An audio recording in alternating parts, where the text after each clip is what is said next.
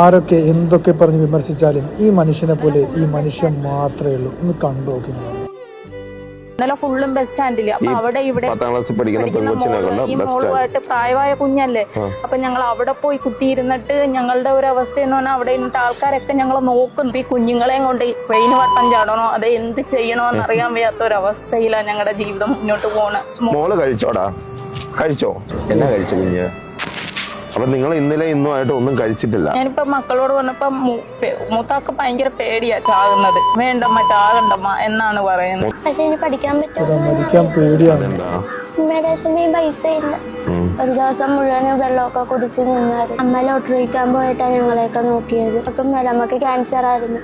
അപ്പൊ ഈ ലോട്ടറി വിറ്റ് 200-300 രൂപയൊക്കെ കിട്ടത്തുള്ളൂ. മരുന്നും വാങ്ങണം, പിന്നെ ഞങ്ങളെ നോക്കിയാൽ വേണം, വീടിന് വാടകയൊക്കെ കൊടുക്കണം. അങ്ങനെ നിന്ന് വീടിന്റെ വാടക എല്ലാം കുടിശ്ശികയായില്ലേ?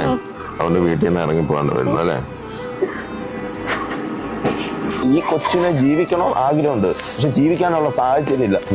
നമുക്ക് സങ്കടങ്ങൾ കേട്ടിരിക്കാൻ മാത്രമല്ല ചെയ്തത്, എന്താ ചെയ്തെന്ന് കണ്ടു. അച്ഛനൊക്കെ വലിയതിന് മുമ്പ്